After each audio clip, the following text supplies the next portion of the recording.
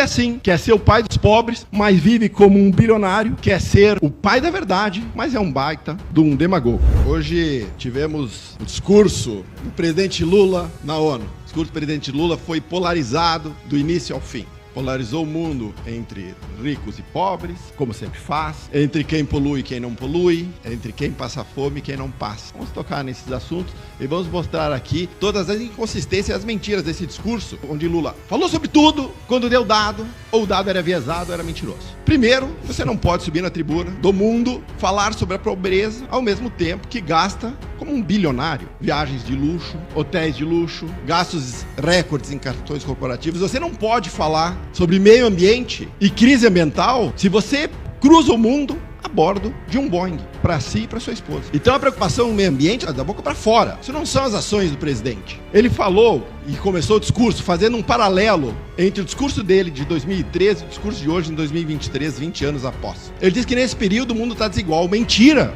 A desigualdade reduziu no mundo. Não reduziu pouco, reduziu muito nesses últimos 20 anos em termos globais. Falou sobre a fome de 735 milhões de pessoas que efetivamente não sabem quando vão dormir se vão poder tomar café, almoçar ou jantar. Esse número existe. Mas ele era muito maior em 2003. Ele mentiu dizendo que existe uma legião de desempregados, desalentados e subempregados que não param de crescer no mundo. Mentira!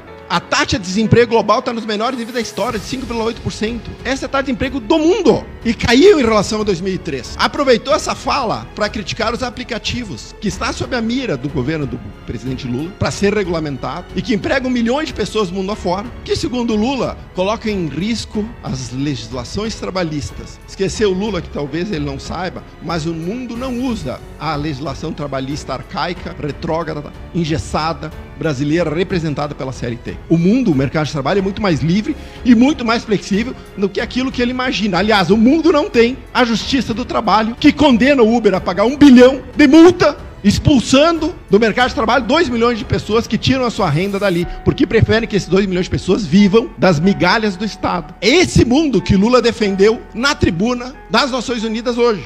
Lula exaltou a volta da diplomacia brasileira. O Brasil voltou, ele disse. Ele esqueceu de falar dos fiascos da diplomacia brasileira, do fiasco do Brasil de se colocar como um agente mediador da guerra da Ucrânia. Ele ignorou o fiasco de desconhecer o Tribunal Penal Internacional. Ele ignorou o fiasco que ele tem de se juntar a toda sorte de ditadores. Para ele isso é o Brasil de volta. Se esse é o Brasil que voltou, eu prefiro que o Brasil continue onde ele estava, alinhado às maiores democracias do mundo. Criticou a tecnologia e imputou culpa às redes sociais por um hipotético aumento da xenofobia, do racismo e da intolerância. Ora, presidente, o racismo, a xenofobia e a intolerância sempre existiram. O que a tecnologia e as redes sociais fizeram foi simplesmente tornar isso transparente. E tudo que é transparente fica mais claro e melhor de se resolver. Criticou e culpou os países ricos pela situação ambiental do mundo. Disse o seguinte: 10% da população mais rica é responsável por mais da metade das emissões de carbono do mundo. Vamos jogar um pouquinho de luz sobre esse número. O que ele disse é verdade. Sabe que número é esse? É a quantidade de emissões de carbono de todas as nações do mundo desde 1750 até hoje. Então ele diz o seguinte: a Europa e os Estados Unidos enriqueceram através da emissão de carbono, e como eles são só 10% da população, eles são os causadores da crise climática. Meia verdade. Porque se hoje nós temos o luxo de pensarmos numa transição ambiental para algo mais sustentável, mais verde, é exatamente por causa da tecnologia criada nestes países que tiraram a humanidade de uma situação econômica de pobreza extrema, de miséria extrema, para trazer a humanidade para o maior padrão de vida que nós jamais tivemos. Cobrou dessas mesmas nações 100 bilhões de dólares prometidos aos países em desenvolvimento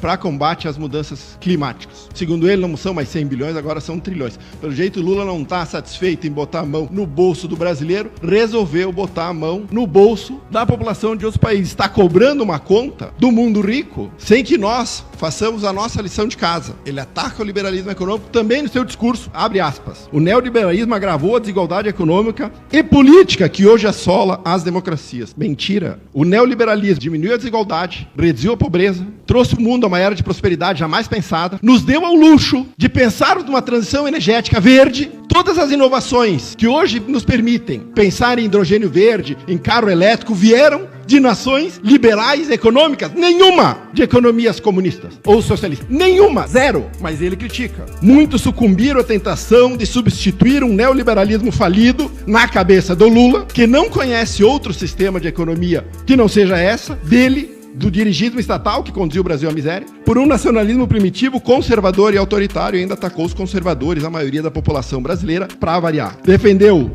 a liberdade de imprensa, mas esqueceu de falar que seu ministro da Justiça disse para todo mundo ouvir que a liberdade de expressão terminou, não existe mais. Eu gostaria de saber como é que nós teremos liberdade de imprensa sem liberdade de expressão, já que o presidente Lula jurou regulamentar os meios de comunicação e as redes sociais. E citou crises humanitárias e conflitos globais como problemas que devem ser enfrentados, apontou o dedo para tudo que é lugar, apontou para o Haiti, para o Burkina Faso, para o Gabão, para Guiné-Bissau, para o Mali, para o Níger, para o Sudão. Sabe aonde ele não apontou? Ele não apontou para a Venezuela, ele não apontou para Cuba, ele não apontou para Nicarágua e a perseguição aos cristãos. Não existe problema para os amigos do Lula, só existe problema onde ele quer apontar. É como eu sempre disse, a culpa é dele e ele aponta para quem ele quiser.